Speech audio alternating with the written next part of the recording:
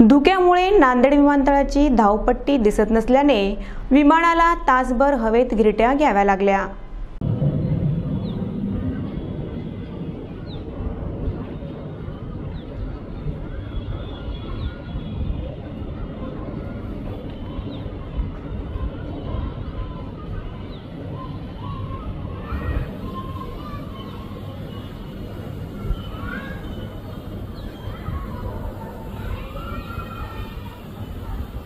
Star air कंपनीचे विमान बेंगळुरूहून नांदेडला येत होते।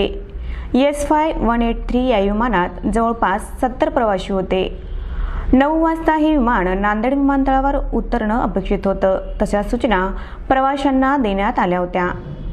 पायलटने लँडिंगचा प्रयत्न केला, मात्र धुके असल्याने पायलटला धावपट्टी दिसत नव्हती। त्यामुळे विमान हवेत गिरट्या घालत होते। पायलटने 2 वेळा विमान उतरण्याचा प्रयत्न केला, पण विमान उतरले नाही। धुके थोडे कमी झाल्यानंतर तिसऱ्या प्रयत्नात विमान सुखरूप खाली उतरले आणि प्रवाशांनी सुटकेचा श्वास घेतला।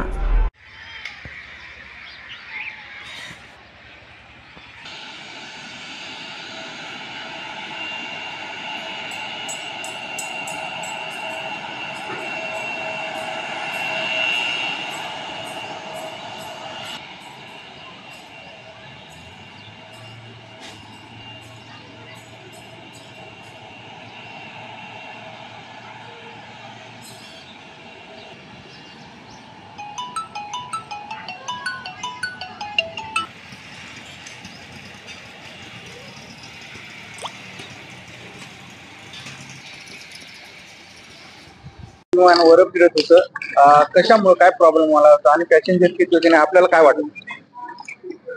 लो विजिबिलिटी होती, त्याच्यामुळे विमान वरी फिरत होतं। त्यांना विजिबिलिटी नव्हती क्लिअर, तर त्यांनी अटेम्प्ट केले। फर्स्ट अटेम्प्ट मध्ये त्यांना तेवढी विजिबिलिटी नव्हती, सेकंड अटेम्प्ट मध्ये विजिबिलिटी इम्प्रूव्ह झाली, म्हणून त्यांनी थर्ड अटेम्प्ट ट्राय केलं।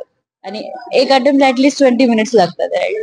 सो इट्स लाईक आजकालच्या ते फॉग मुळे कॉमन प्रॉब्लेम आहे। So I was not worried. आपला काय भीती वगैरे वाटत नाही, काहीच नाही। बिकॉज कॅप्टन खूप चांगले होते, त्यांनी खूप सेफली सगळं सांगितलं, लाईक हा इश्यू आहे आणि त्याच्यानंतर याच्यामुळे विजिबिलिटी नाहीये। So I was not worried. Madam कुठून आला? बेंगळुरू। जवळपास 1 तास वरी फिरलं, आपल्याला काय वाटत होतं? लो विजिबिलिटी असल्यामुळे विमान 1 तास हवेत फिरत होतं आणि 2-3 वेळ अनाउन्समेंट करण्यात आली की थोड्याच वेळात उतरण्यात येईल।